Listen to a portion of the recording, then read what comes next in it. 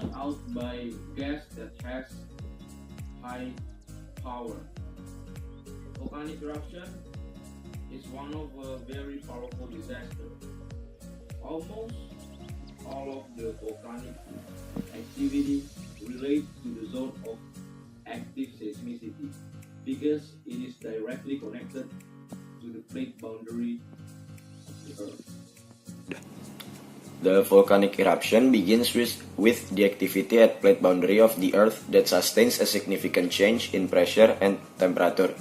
So, it can make the rock material around it melted, which we usually call as incandescent liquid or magma. Magma formed through an extreme hot temperature in the Earth bowels. At a relative depth, a very high temperature can make the entire material in the Earth bowels melted. When this material is melted, it produces gas that will mix with the magma.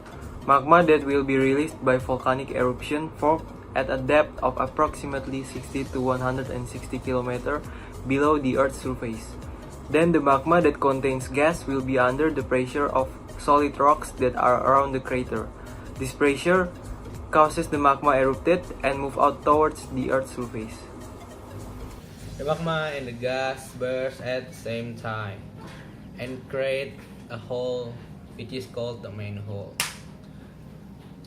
Most of the magma and the other volcanic materials spurt through this main hole.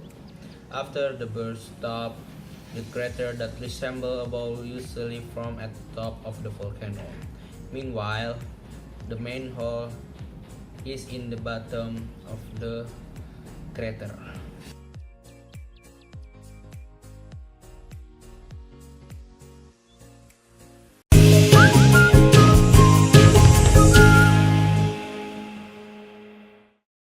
Ahoy! Let's think. Today we answer the question, how do volcanoes erupt? To understand how a volcano erupts, we'll first need to take a look at the structure of the Earth. Earth has different layers, which include the inner and outer core, the mantle and the crust.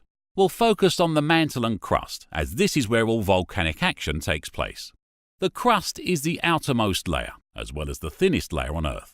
Right below the crust is the mantle, where temperatures can reach up to 1000 degrees Celsius. Due to the high temperatures and the increasing pressure in the mantle, rocks can melt to form molten rock or magma. Magma has less density than the rock surrounding it, and materials with less density will usually float or rise above higher density items. The magma will try to float to the top and seek out cracks and spaces to go into, which can form magma chambers. With the right conditions, such as extreme pressure, changing heat, and tectonic activity, the magma can rise through the magma chamber and erupt through the Earth's crust, causing a volcanic explosion. The magma we see flowing on the surface is lava, and as the lava cools, it forms a volcano. Just like there are different sizes and shapes of volcanoes, there is also different types of volcanic eruptions, such as Hawaiian eruptions, which occur when lava shoots into the air in jets through a vent. The jets can last for as long as days and is known as fire fountaining. Probably the most dangerous eruption is the Plinian eruption, which is the largest and most violent. This eruption releases an incredible amount of energy and can cause an eruption of gas and ash that can reach up to 50 kilometers or 35 miles high. The most well-known Plinian eruption is that of Mount Vesuvius in 79 AD. Regardless of the type of eruption, it's best to be as far away from one as you possibly can. So that answers how do volcanoes erupt. That took some thinking.